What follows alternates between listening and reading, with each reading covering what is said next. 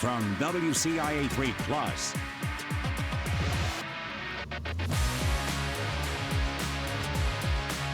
With Ethan Holesha and Tyler Hill, this is Midwest Mashup. Welcome back to Midwest Mashup. We got episode 31 coming at you right now. We are talking free agency, trades. There is so much stuff going into the team building of both the Indianapolis Colts and the Chicago Bears. But don't worry, other sports, we got you covered as well. We'll talk some NBA, World Baseball Classic, and hockey.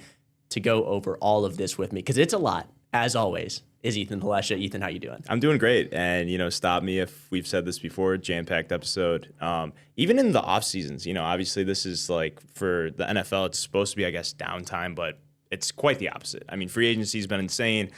We've had trades, we've had canceled trades. There's a lot going on. Ton of stuff. And it was so funny because when we were originally pitching this to Maggie, our news director, she's like, if you don't have enough content at some point when the off seasons come around, you can cancel it if you want. And I was like, I think we'll be more than okay. Yeah. And so far we got two fun teams making a lot of moves. We are going to start with the Chicago Bears because that's alphabetical order. And that's pretty much how we do most of our stuff here on Midwest Mashup. We don't hate your team. We're just going in alphabetical order most of the time, or the more exciting team. So couple big acquisitions for the Bears. We're going to start with Devin Bush because this is a big one. They got rid of Tremaine Edmonds, linebacker, for the Bears. He moves on for $12 million per year, going to the New York Giants. And they bring in, as a replacement, Devin Bush from Cleveland. This guy is a former first-round pick. He was almost going to be one of the worst busts at linebacker of all time. I think he was tracking for that really bad when he played for the Steelers, but resurrected his career with the Browns.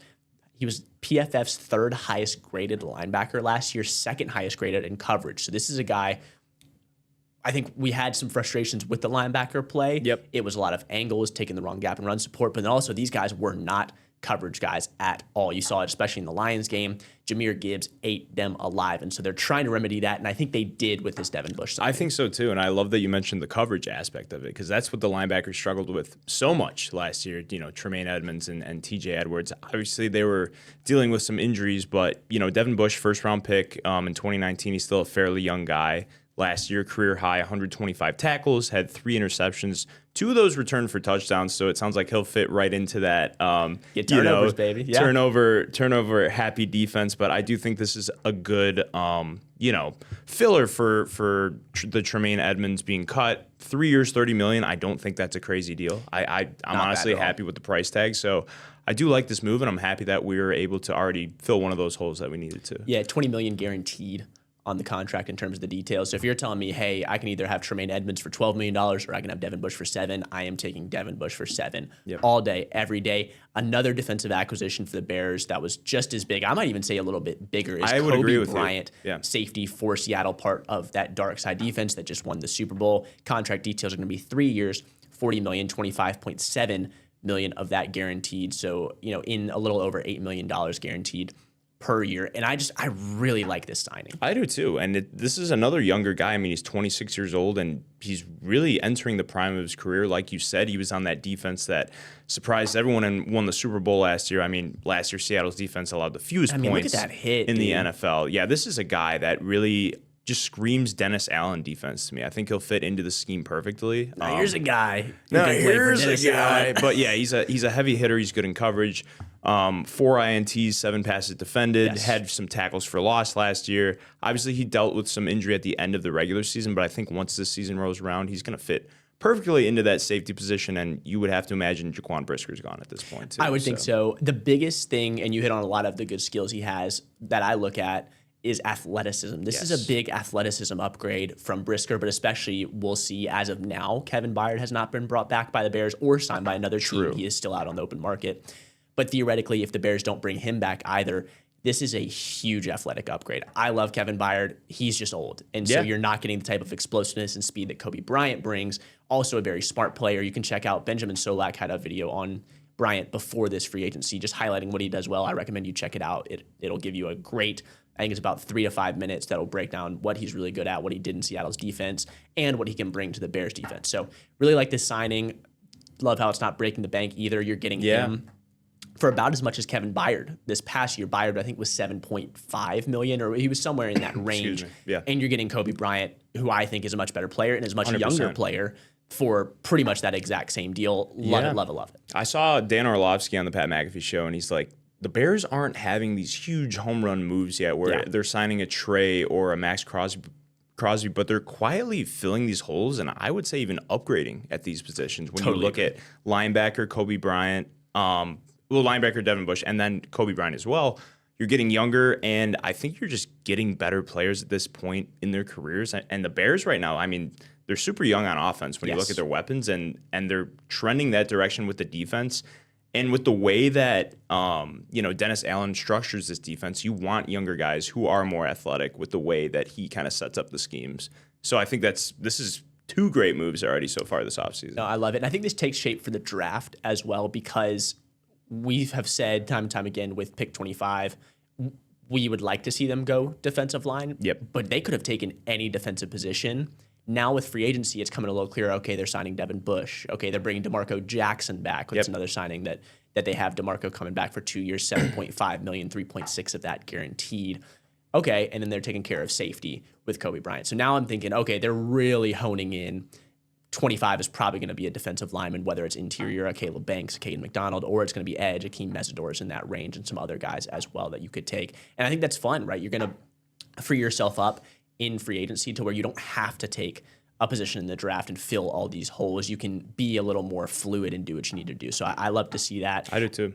Those were the two big signings, at least at this point, for the Bears. Any other ones that were interesting to you or that you would want to hit on before we move on to some of the departures? I think the Braxton Jones one is interesting to me. 1 year, $10 million. I did not expect that at all. I didn't either. I don't know if that's really an overpay, but you have to imagine because, Ozzie Trapillo, with the injury he suffered against the Rams, he's probably out the entire season. Yep. I feel like this is just like, hey, we need to fill this hole. Let's bring back a guy who, maybe isn't great and who's also a little injury prone, but if he has to start half the season, hey, you could have Braxton Jones start maybe the first 6 to 8 weeks. Maybe you draft a rookie that slowly develops throughout the season, kind of takes that spot, like we saw with Ozzie Trapillo, very similar to that situation. But I think this is more of a depth move, just because they're so thin at left tackle right now. Yeah, I didn't expect him back, but I'm glad he is. Yep. $10 million for a tackle in the free agent market is not bad at all. That's true.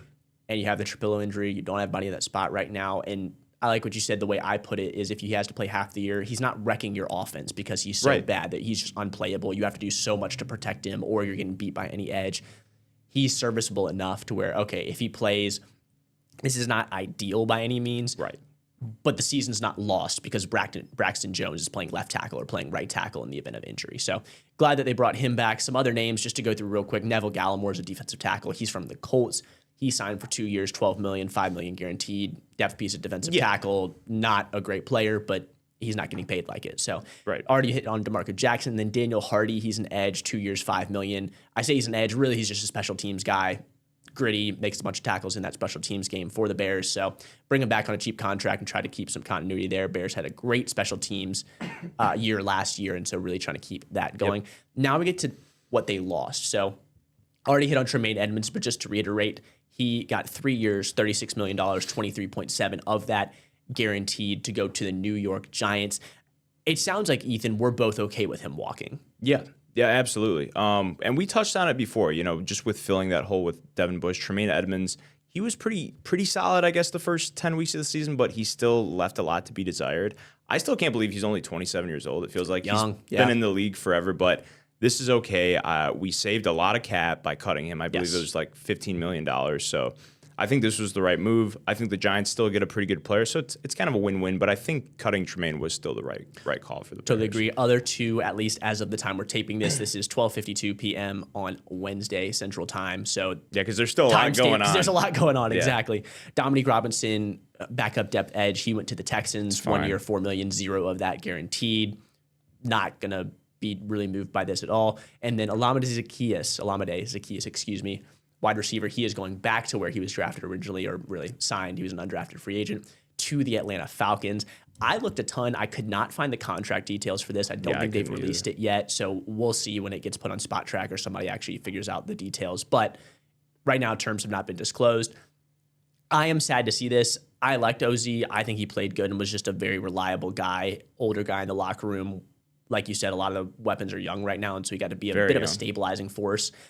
But I get it. It's the same as the DJ Moore thing, but on a smaller spectrum. Is just, hey, we're pretty stacked at weapons. This is not where we need to be putting our resources right now. It's way more line of scrimmage on both sides of the ball, and he unfortunately is just a casualty of that. I agree. And honestly, with bringing in Khalif Raymond from the Lions, I guess you're filling that hole a little bit. You get a guy who's been solid on special teams, which you mentioned, has been huge for the Bears. And then I guess a guy that's probably going to be in that wide receiver 4 role, maybe. I know he didn't have a huge role with the Lions, but he'll find the field here and there for sure. No, you would think, because what I mean, it's obviously Rome, obviously Luther, and then it's really a jumbled bag. I mean, you got Jade Walker coming back, now you have Khalif Raymond, and you have Loveland and Komet, they're both going to be back. Yeah, right? If you're expanding just to pass catchers, then for sure that's whoever's going to be that third wide receiver is going to be pass catcher 3 and 4 and maybe even 5, depending on how you weigh Cole Kmet, because even he probably is going to get more targets, I would think, than whoever the third receiver is going to be. So overall,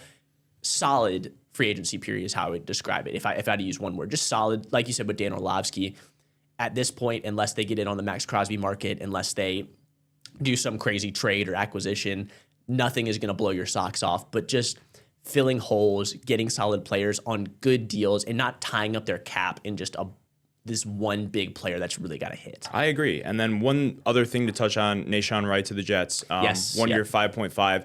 Obviously, it hurts just because of the impact he had last season and picking him up just from a practice squad. He had a magical season, Pro Bowl-like season. Just a fun player to root for, too. Coming from JUCO, like his whole story, and then his coach, unfortunately, dying of a shooting last year. It was just such a cool year to root for him. It was, and he really fit into the mold and the character of last year's team. I'm happy that he went somewhere. I'm sad to see him go. But, we talk down to down. He's not a great cornerback, but he made the big plays when they needed to happen. So I wish him the best with New York. They're definitely getting a good one, so... Hurts to see him go, though. Really do want to see him ball out and maybe even earn an even bigger contract going forward. I think absolutely. Teams just love corners with length and height, and he is a guy that has both of those things and can play the ball. So he is always going to have a spot in this league, I would think, as long as he continues on this path. When we come back, the Indianapolis Colts have made some splashier moves in the Bears, honestly. If we're just talking free agency and really getting guys re-signed, 2 massive signings, one even coming right before we started. Literally. We will tell you all about those and the details we have next.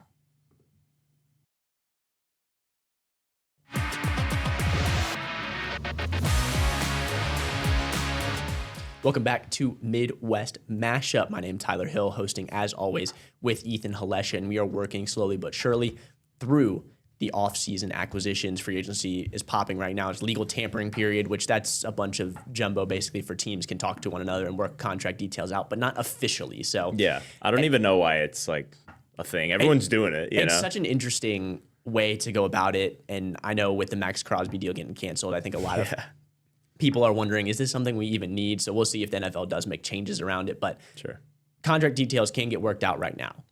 And the biggest one of those for the Colts is Alec Pierce.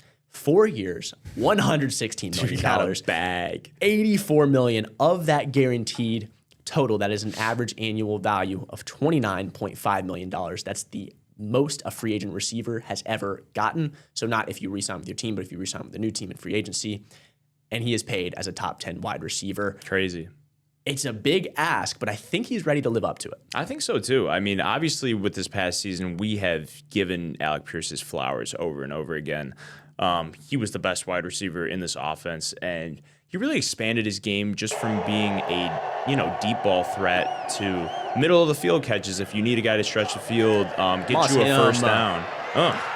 Yeah, dude, he has great hands. Obviously, the past few seasons we've seen these downfield plays, but just down to down. I mean, he was just looked like the best wide receiver out there, and he's really coming into his own. So honestly, more power to him. He deserves this contract from the Colts. Yes, and we've said it time after time. He is a top 5 deep threat in the league. Easily. He might be top 3. I was going to say, I say that to be conservative, but I think you can make a really good case. He's the best deep threat that we have in the league right now. When you pair speed, size, jumping ability, hands, working through contact, tracking the ball, all the things you need to be a good deep threat, he has in spades. And so that in of itself, even if he didn't round out the rest of his game as a receiver, is super valuable because of how much it stretches the defense. And then you add, hey, he's becoming more of a receiver in the intermediate area. He's able to hit some curls, some digs, stuff like that. And even in the 0 to 9, the short part of the field as well, working some slants, working some flats. his role's got to expand. I even saw somebody tweeting out that they talked to an unnamed source in the Colts, and they're already planning for 8 to 10 targets a game, which is a pretty substantial jump. He was about, I think, somewhere in that 6 range last year. But I do think he's ready for it. And he seems like a guy who's really dedicated, really hardworking for everything the coaching staff says, and even what he's proved in terms of he's become a better player. So it's not even theoretically he's a hard worker. It's just, hey, we've seen him improve a ton. Keep taking those leaps, and I think the contract will be worth it, even though when you look at first, $29.5 million isn't a huge number. Oh, that's massive, but I do think he's earned it, and you kind of have to take it with a grain of salt because I've seen people comparing it to, this is very similar to what Amon-Ra got, and a lot of people have him as a top 5 wide receiver in the league, but as the years go on, I mean, there's just going to be more money that, the cap keeps goes going up. out. Exactly. So that's really what it is, but you hit it right on the money. Alec Pierce really expanded just from being a deep threat.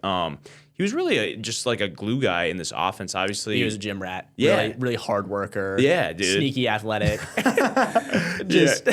That's everything you think of when you think of Alec Pierce. Yep, exactly. But on a more serious note, he and it didn't really matter who was at quarterback. I mean, he was producing week in and week out, which was awesome. First 1,000-yard season, but Alec Pierce, man, just gotta love the guy. Yeah, I'm really glad to have him back just because it would have been a crushing blow to lose him. And it would have been, to have him walk after all the development you've put into him, I just don't think you could do that. And so while just on its face, I probably would not want to be paying him $29.5, and that's not guaranteed. But again, just if it lives up to the full life of the contract, sure, I'm okay with it because of that context. The other big context when we talk about re-signings, Daniel Jones, Indiana Jones, he got paid. So this is per Ian Rappaport. Daniel Jones got a 2 years, $88 million guaranteed contract. Full with incentives and everything, it can get over $100 million, but the guaranteed is 88. Man, I mean, on its face, I think if you don't follow the Colts, you would go, why are you giving a guy who just hurt his Achilles that much money? But I think as people that are tapped in a little more, this is something we're okay with and understand the thought process behind. I agree. Yeah, and this is the direction I think we wanted them to go. And you were even talking before the podcast, you've been saying for a while that a 2-year deal for Daniel Jones would be perfect. With his injury that he suffered this past season, we weren't expecting him to be back, this upcoming season. But Adam Schefter's reporting today, a lot of people are ready for him to start this regular season coming up. Even some sources say that they're absolutely ready for him to be the starting quarterback week 1. I don't know if that's going to be the case. He was already dealing with multiple injuries last year. I don't see that, man. And why rush him back? Again, this is another thing. We try not to do the whole pod before it starts because we want fresh ideas and stuff like that. But I just can't stop comparing it to Kirk Cousins. And he came back in about the same time period. They got hurt about the same time of the year that they got hurt. It was late. I think Cousins was week 15, so a little bit later, but not by much. And he came back, and Atlanta coaches could not put him under center because he couldn't get out there for wide zone. He couldn't move on play action boots or anything like that. And so it just limits your offense. And what does Shane Steichen love to do?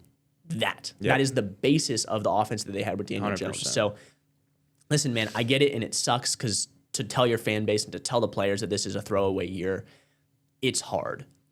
Why would you rush him back when you gave him this money? The reason you give him a 2-year deal is because, okay, we got him through this injury year, and then next year, this is where we're going chips down, all in. Can he be the quarterback of the future? If he fulfills that, we're extending him long term. If not, and he gets hurt again or just plays bad, whatever, boom, we don't have to pay him anymore. And we can reset and try. I mean, honestly, at that point, the staff and GM is probably fired, but as an organization, you can fully reset. So I just really hope they give him a year. Like, please, just get him healthy. I do too, and I guess, an argument could be you don't want him to miss a beat after starting so well last year. He was younger than Kirk Cousins was when he had his injury, but to that point, Daniel Jones has been extremely injury-riddled throughout his career already. So it's like, this is a very serious injury, and he dealt with multiple injuries last year, all lower body. A torn Achilles is not something you could just kind of wake up and be like, all right, you know what, I'm ready to go. And obviously with, modern, sciences and whatnot, guys are coming back from these injuries a lot sooner.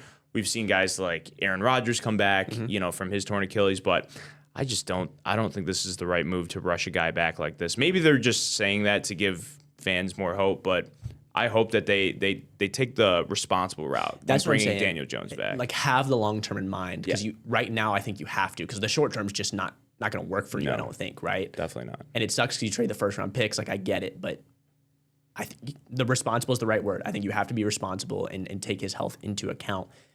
So we talked about all the people that we brought back. Yep. The Colts lost a good amount. One, once they signed Alec Pierce, they traded Michael Pittman Jr. to the Pittsburgh Steelers.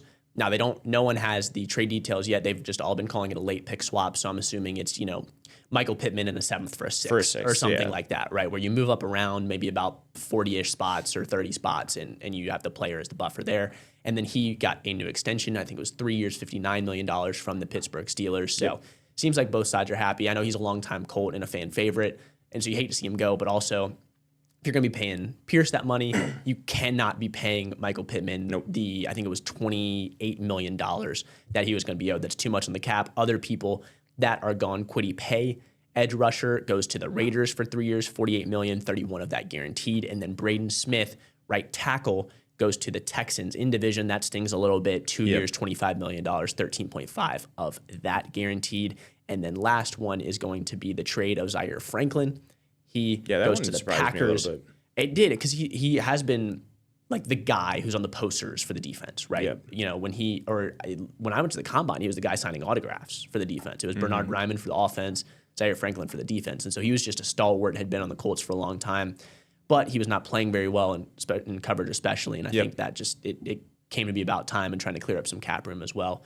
Colts get back Packers defensive tackle, Colby Wooden. So we gave you all that. When we come back, we'll hit on which ones we find most interesting, which ones are the biggest of those losses, and can the Colts come back and replace some of those guys next.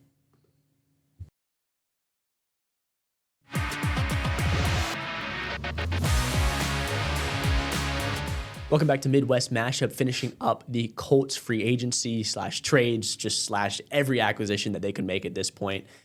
We hit a lot on the guys coming back, Daniel Jones and Alec Pierce being the biggest of those two. Now we got the guys that are leaving. As I said before, Kwity Paye, edge, going to the Raiders. Braden Smith, tackle, going to the Texans. Michael Pittman Jr., traded, going to the Steelers. So Ethan, out of those three guys, which one either do you think will be the biggest loss for the Colts, or are you just the most sad to see go? I'd say sad to see go. I guess if you're a Colts fan, would be Zaire Franklin. But from a production standpoint, maybe Kwity Paye, especially hearing the news that from Ian Rappaport that Trey Hendrickson was ready to sign with the Colts.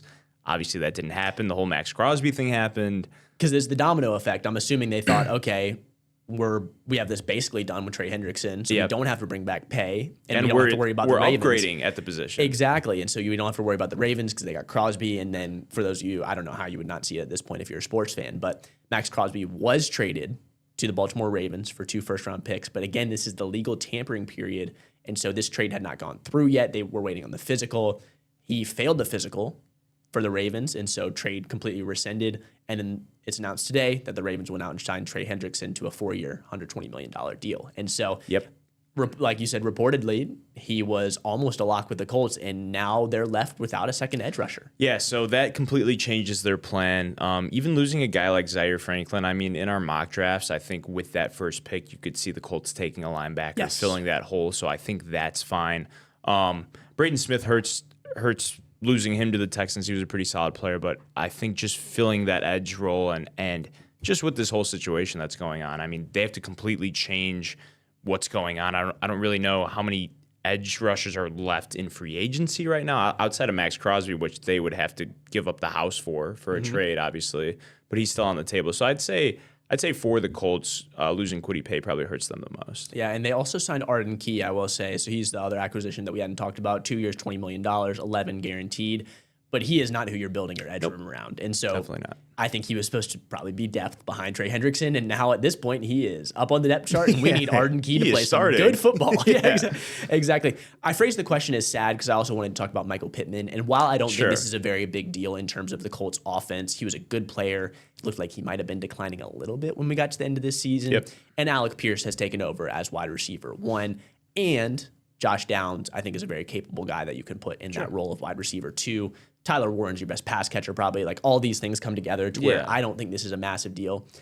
But He's been there. He's a fan favorite. He's been there forever. Like, he really leaned in to Indianapolis as a town, and just, again, is a guy who embraced Indianapolis, loves the fans, and the fans love him. So I am sad to see him go as a very productive guy in his Indianapolis time. Yeah, he had some great moments for sure. I just remember, even in fantasy, like, he's a guy that you would love to have. Just like, reliable. Yeah, super, super reliable. And like you said, he really bought into the culture of the Colts. Fans will definitely miss him, but, I do think this is the right move. It gives Alec Pierce a ton more opportunity without Michael Pittman on the team. But just, from a fan perspective, like you said, this definitely hurts to lose a guy like that. Yeah, totally agree. So overall, like, I gave a word for the Bears, and it was solid. This, I would say, I have to give it a phrase because it's not necessarily just a word, but best case scenario. Like, oh, yeah, with bringing back Pierce and Jones. Absolutely. Yeah, you were hamstrung in terms of what you could do and working off the Jones injury, and Pierce is saying, hey, I'm going to test free agency. I'm not just going to take the tag and just sit here. So with all of that said, to be able to bring Pierce Jones back and then even make some of the edge moves and even the guys they lost, it's going to be tough to replace, but they're not these massive guys. I think this is the best case scenario they could have. Yeah, and, obviously we knew that they could only tag one of those guys. When they tagged Jones, we're like, was that the right call? Maybe they should have tagged Alec Pierce and just tried to figure out a contract with Jones, but they did both. They brought both guys back. Maybe they overpaid a little bit for each of them, but they got the guys that they needed to back. So that's what matters at the end of the day. Shifting gears here, we're going to the baseball diamond. We got the World Baseball Classic, which is always such a fun thing to watch. The players are fired up. Yeah. There's rivalries everywhere. Really, really fun. What's not fun, though, is when the USA loses. And so the USA lost to Italy. Crazy. 8-6. Yesterday, again, we're recording on a Wednesday, so Tuesday night they lost 8-6, and now I'm gonna let you explain, what could happen to keep the U.S. in versus out, but it's completely out of their hands. Yeah, so they're in pool play right now. So there is a chance that the U.S. doesn't even make it to the knockout round of the World Baseball Classic, which is crazy because outside of Japan, they're probably the favorites to win the whole thing. So the scenario today, because the U.S. lost to Italy yesterday, Italy will be playing Mexico. If Italy wins, then the U.S. is in. They don't have to worry about anything. No run differentials with the tiebreakers. But if Mexico wins and they score at least 5 runs, the U.S. still advances. So say Mexico wins, 5-3, 6-3, whatever. The U.S. is moving on. But if Mexico wins and they score 4 or fewer runs, so if it's a pitcher's battle or just a low-scoring game, the U.S. would be out before pool play even ends, which is insane because you look at this roster and it's literally like an all MLB first team. Yep. And last night, Italy just got off to an 8-0 start, and it felt like they were just holding on at the end, but they scored so many runs that they put themselves in a position to win the game. It was such a big buffer. That is just tough to come back from, that level of deficit in any sport. Spin zone, though. Yes. Team Italy. White Sox. Let's looking go. Pretty good. Yeah. Break it down for me because it looks like that they're almost leading this Italian team as the White Sox. Dude, so excuse me, Kyle Teal and Sam Antonacci. There he is. Very, very Italian name. Antonacci. Yeah, I love it. They both hit home runs in this game. They were fired up, ripping espresso shots in the dugout after.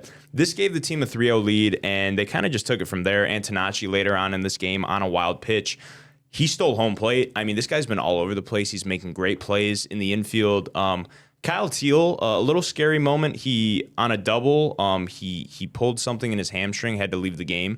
But they're saying it looked like just hamstring discomfort, so that's encouraging. Right, didn't tear anything, nothing like that. Yeah. These two guys have really been the backbone of this Italy team so far, and they led them to a team win over USA. It's like, they said it yesterday after the game. It's the biggest win in Italian baseball history. So you got to like that. Yeah, because not known to be an Italian sport Nope. is baseball. And so to be leading this team is really fun and a fun storyline as long as the USA is still able to make it into the knockout round and still able to win it at the end of the day. But they aren't the only ones off this White Sox team. There's been a couple other guys that you can hit on here in terms of leading some of the other teams in this World Baseball Classic. Dominican Republic's another team that's just absolutely loaded. You have Juan Soto, you have Manny Machado, Fernando Tatis, but Sir Anthony Dominguez, awesome name, the guy that White Sox got in this offseason. He closed out Monday's 10-1 win with 2 strikeouts to end the game there.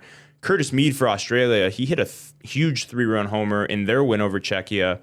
And then Murakami on Japan, who, outside of Ohtani, is probably the biggest star on that team, and they're the reigning World Baseball Classic champions. hits a grand slam and is in the 9-0 win over Czechia. So all these teams that the White Sox are on are winning. Hopefully that translates to the regular Pick season. Up some winning culture here. Yeah. And there was a really cool clip of Ohtani kind of helping Murakami out with his swing in the dugout. If there's a guy that you're going to take tips from, probably Ohtani. So it's that's a pretty good cool. guy to learn from, right? I mean, a guy who's winning Cy Youngs and MVPs and just is the best baseball player I've ever seen. Yeah. So that's a guy you want to be learning from. White Sox obviously is not the only team of our viewing area and who we talk about that has players. Hit on the Cubs because especially PCA has had a great baseball classic, even if the team is not living up to the total expectations. Yeah, I mean, PCA was literally the reason that the U.S. was even in that game yesterday. He had a clutch 3-run homer yesterday in the 7th, cut the Italy lead. It was 8-1 at that point to 8-4. Then you fast forward to the 9th inning, hits a solo shot with 1 out, cuts the lead to 8-6. He really put them in a position to have a chance to win that game, and he was fired up, really gave the team, that extra juice that they needed. Obviously, they didn't end up winning the game, but, a lot of people were saying that, PCA in clutch moments hasn't been great, even in the regular season. Yeah. I think he really silenced the doubters with his performance last night, so that was huge. Yeah, you'd love to see that really carry in again to the MLB season hey, he's got the monkey off his back, right? We talk about it all the time. With athletes, it's such a mental game. And so now 100%. that he's shown that he can perform under pressure, I think that frees him up to do it more and more. Another guy that I wanted to hit on real quick before we go to break with the Cubs, Alex Bregman. He's their big sign in the offseason, 3 for 7 so far, and playing pretty solid for this team as well. When we come back, we'll let you know about the Cardinals. Cardinals, again, I'm sorry. We're going to get to you. Promise. You guys got some good guys in that World Baseball Classic as well. Finish it off with some NHL and NBA right after this.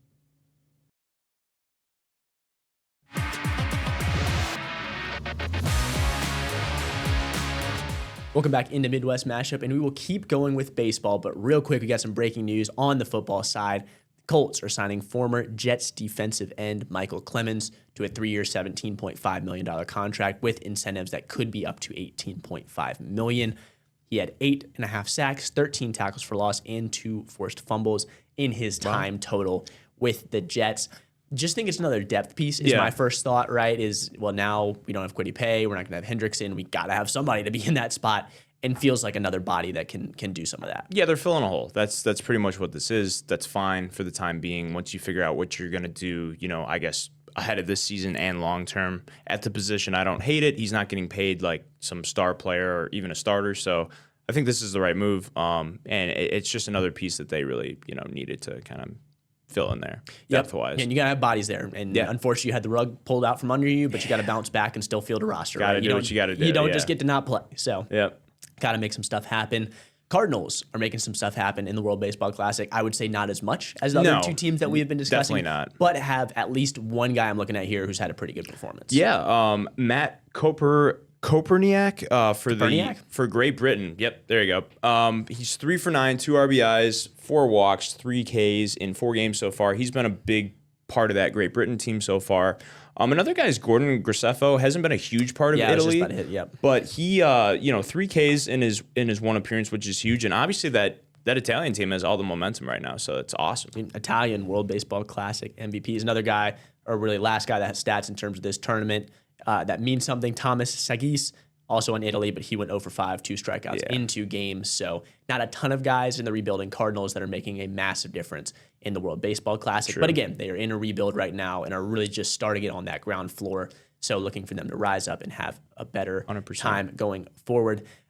We got 2 other rebuilding teams here, man. Yeah, we do. The Chicago Blackhawks, we'll start off with them.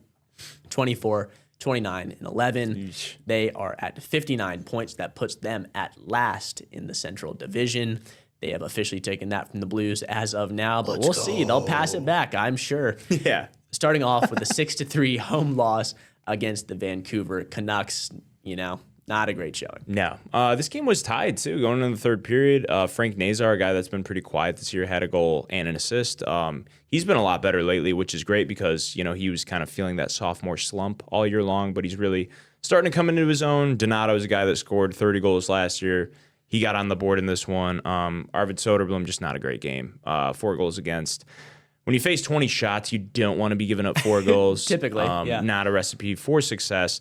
And then obviously Vancouver had the 2 empty netters, so those don't count against him. But just, yeah, if you give up 6 goals at home, not really a recipe to win a game. No, not at all. And especially coming off a game last week where he just looked so good. You wish that he would have turned that into some more momentum, but unfortunately didn't see it here. And they kept the negative momentum going with a 4-3 loss in overtime, this time to the Dallas Stars at Dallas. Yeah, and I was actually at my aunt's house, and I got to watch the third period of this game, and then also overtime, which unfortunately the Hawks lost like right away. Bedard, fun game to watch, though, at least in the regulation, get into the overtime for sure. Oh, yeah. There was a lot of scoring early on in this one. I believe it was 3-2 after the first. Obviously, the Hawks kind of gave up the lead, or not 3-2. I think it was 2-1. But Bedard had a goal with 1 minute left. The Blackhawks pulled their goalie.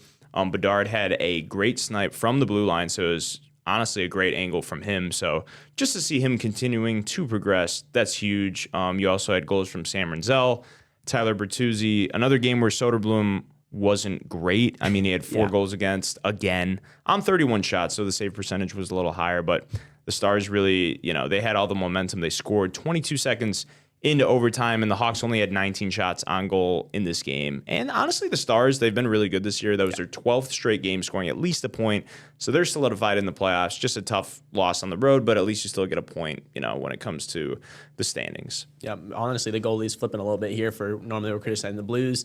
Blackhawks have not looked great yet to this point, but 3-2 OT win at home over Utah. And a new goaltender coming in between the pipes and playing some good hockey. Yeah, dude, Drew Commesso, who's kind of been up and down with the Blackhawks the last couple of years. When a player gets injured, when a player is sick, like Spencer Knight currently is, he kind of steps up in that gap role.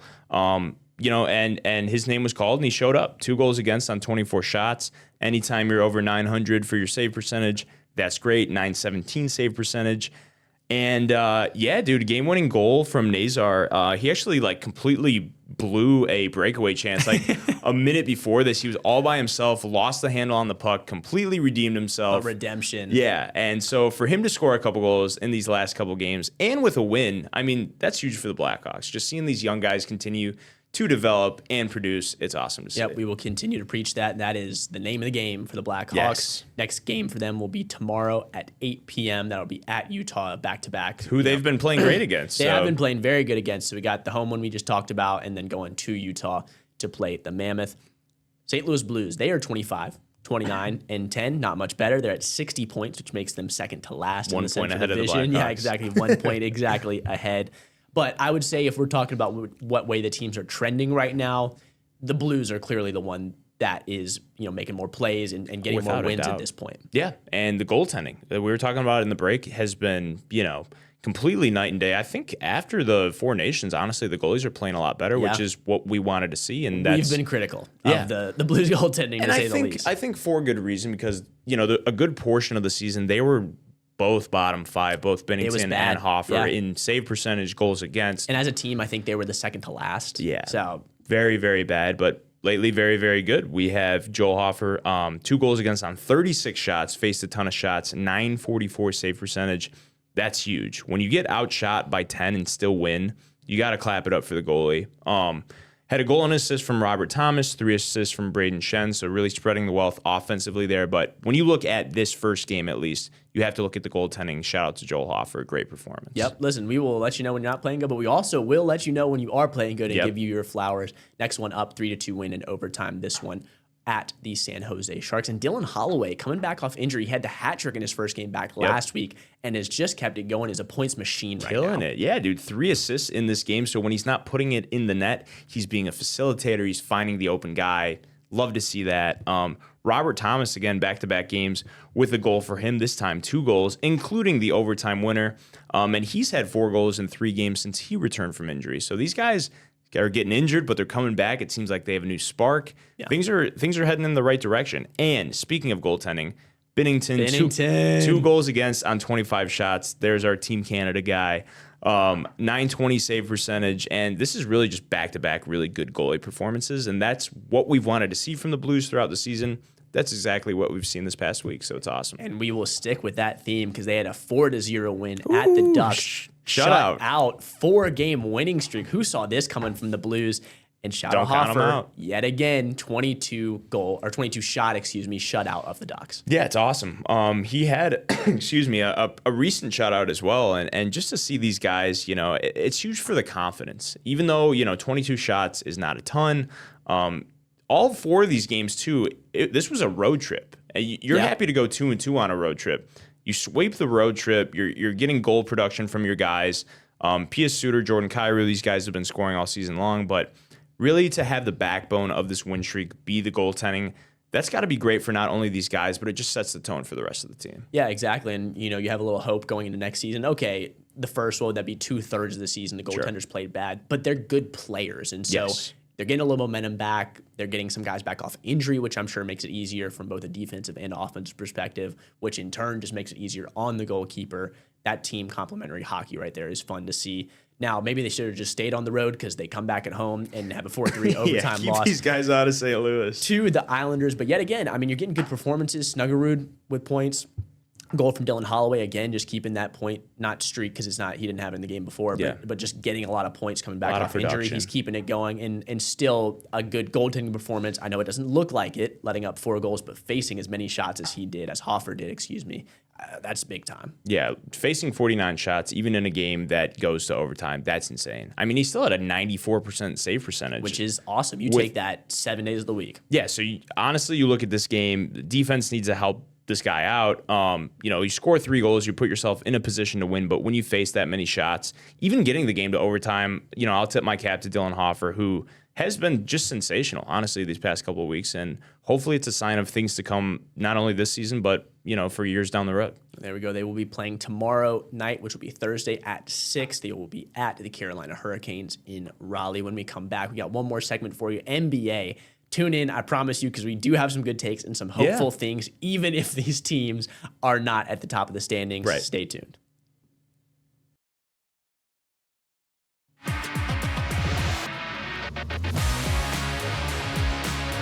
Welcome back to Midwest Mashup, and this is not breaking news, but just stuff cycling around, so we wanted to hit it real quick when it comes to free agency, or really be a trade at this point, that the Bears still might be interested in Max Crosby now that the Baltimore... Oh, here we go. Nothing huge, sorry to cut in, but former Bears defensive lineman Chris Williams reached an agreement today, 1 year, $2 million with the Atlanta Falcons. This is coming from Adam Schefter literally 15 seconds ago. There we go. So fresh. So that guy is gone. Obviously, 1 year, $2 million deal. He was obviously just a depth guy, but that's another face departing from the Bears. So just wanted to chime in and get that in definitely. there. And then, so sticking with the defensive line, there is belief in the league that there is still interest on the Bears side with Max Crosby. And I have to ask, does this unmotivate Dayo Odengba? Are we worried about that at all if you were to bring him into the team? I am, and despite the injury around Dayo last year, I still think this is the guy that we're really building our defense around. Listen, definitely did not overpay him. I would say polls would agree because $20 million, you better be building your edge room around him. Oh wait, he never really produced. Yeah. So just something to monitor right now is price probably comes down a little bit. It's probably no longer 2 first-round picks. Are the Bears interested in that now if it's 25 this year and then maybe, a third or whatever change you put on top of that? And I would be down for that. I would say, and is that worth it? Because, he is more expensive than a rookie at 25 would be, but you would think he would be way more of an impact player right now 100%. and put the Bears on a timeline to win now. So just an interesting thing to monitor. And think it'd be even a fun pairing. He's an edge that Dennis Allen would really like in his defense. Chicago Bulls. Not a ton to say about them as a team, but there are some encouraging things. And so this is where you come to us because we are going to drill down into the details and say, hey, okay, listen, we could just tell you that the Bulls are losing a ton of games. Anyone can tell you that. But we can give you some hope, some glimmers, some diamonds in the rough that possibly you will, look back in 2-3 years and say, okay, the Bulls had some things here that they were building on top of. Yeah, exactly. The Matas years, I guess we'll call them, or the Colin Sexton years. Starting out, they did beat Phoenix 105-103 in Arizona. And this is where I was noticing, man, we got the rise of Colin Sexton. I don't know. I guess he's just going to be an all-star level player. Dude, yeah. Like you mentioned here, he's averaging 25 in March, had a 30 bomb in this game.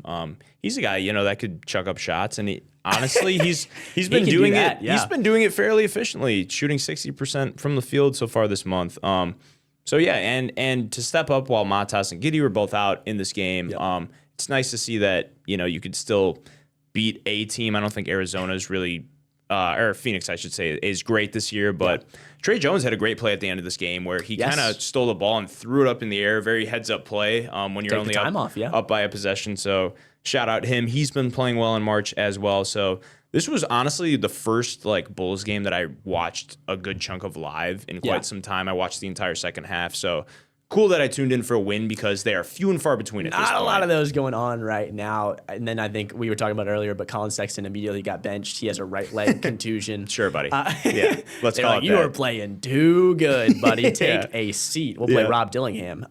Except we won't. Actually, we'll get into that because the minutes have been so sporadic. It's in this game, he was back up to 21, but just even when he's playing, he just doesn't look very confident. Nope. He's not very assertive. Nope.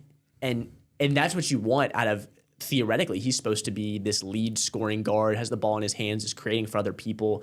And right now, we're just not seeing that. No, and it's interesting because, in his introductory press conference to the Bulls, he was saying that he wants to get his confidence back. Yeah. He lost a lot of that in Minnesota. It seems like he's still definitely working towards getting that confidence back. It's just weird on a team that's tanking like this to not give a guy that's still a very young guard in this league a lot of minutes, but hey, I'm not the coach. I'm not in the front office, so I don't know what the thought process is. My theory, I think, and I put this when Trey Jones right now is averaging 15, 5, and 3 in March. He's played good all year, but it's taken up a level in this month, specifically this past about 5 games. So I wonder if they're going, okay, we're going to ride Trey Jones for right now, maybe try and drive his trade value up so a team that needs just a nice rotational point guard, a playoff team, would want to trade maybe a later first for him or a first with some protection, something like that. And then in this offseason into next year, we can give Dillingham some time to grow and to get that confidence back and not try to do it on the fly right now. He ends up making more mistakes and it kind of compounds. That would be my guess, unless he is just so broken. It's like, okay, he's unplayable. We can't give him that type of runway. Yeah, I like that philosophy, and I hope that's the case because if not, it kind of just seems like we brought him in for no reason. Yeah. So we'll see what happens. Obviously, this is a throwaway year, and they're doing a very good job at throwing this year away. So speaking of, man, lost at the Sacramento Kings, 126-110. This was a crazy game to watch because I watched this game, and if you had not tuned into a single NBA game at all this year and just watched this one, you would think the Sacramento Kings are like the best team in the league. Yeah. The ball movement they had at one point, 14 of their first 16 baskets were assisted. They had the team chemistry. It was crazy.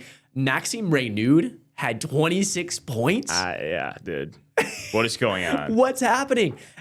I had never heard the name Maxime Reynaud before this. I'll be honest with you. I'm 26 and was dominating the Bulls' bigs. And I say bigs, it's like Gershon Yabusele at 6'7", trying to masquerade as a center, and then Matas taking jump balls for some reason, which, speaking of, Matas was back in this game, played well, 28 and 4, Giddey with 15, 10, and 12, triple-double.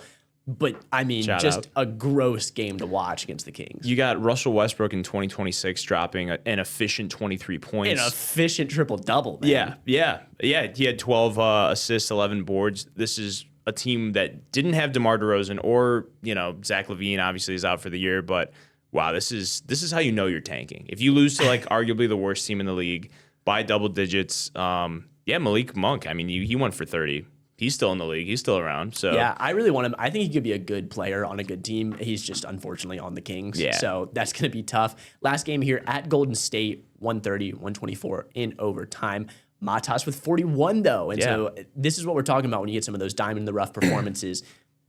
Ever since these trades have gone down, Matas has taken a step up in terms of his production, which and that's is what awesome you love to see. Yeah, 100%. And 22 of those points were in the paint, so he's getting it done on the perimeter and down low.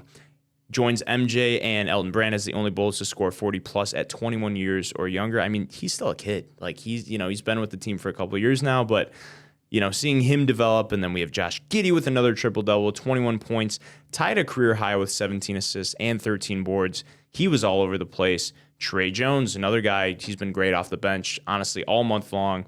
22 points on an efficient 10 of 18, and honestly, just a really good game on the road against Golden State. Very Draymond Green moment at the end of this one. Fouled Jalen Smith while he was shooting while they were up with 1.4 seconds left. What are we doing? Just dumb. Yeah, just very dumb. But hey, got the game to overtime, and it got the Bulls to win. So Very cool for a young team. About 2 minutes left here as we hit the Pacers. Yep. They are doing very well at the tank. Yeah. They are killing it. No notes in terms of losing basketball games. They're doing a great job.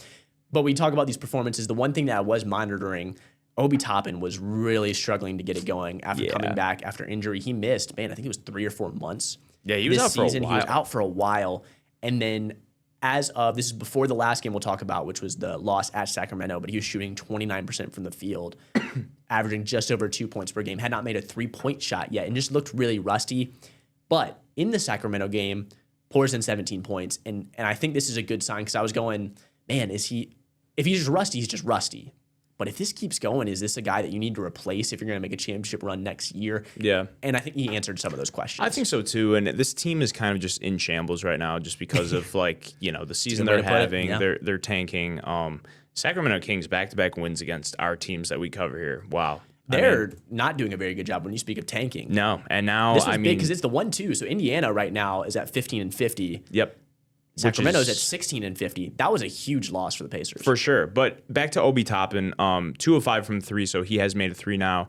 Shot 4 of 9 from the field, only played 15 minutes. They're still weaning him back into the offense. He was out for a while. But that's definitely encouraging, and, if that's a sign of things to come, he will be a part of next year's team, which will definitely, hope to make a playoff push. So just looking for guys like him to continue progressing, throughout the season. That's what we're going to look at going Pacers forward. Fans, I know it is tough, but there's light in the tunnel. You guys are going to be a really fun team next year for the Pacers. I believe it too. Their next game will be tomorrow, again, Thursday night at 6. They're hosting the Suns. For the Bulls, I believe they will be playing the Lakers. Is that correct? Yes, and it's a late game on the West Coast, 9:30 at the Lakers. So honestly, at this point in the season, you're just hoping both these teams continue to lose, but the young players and the key pieces going forward continue to put on good performances for these teams. Yep. So again, just recapping the tanking, Indiana right now is at number 1. Again, you want to stay in that top 4 is where those flattened lottery odds are. The Bulls at number 9. That gives them, let me make sure I got this exactly right,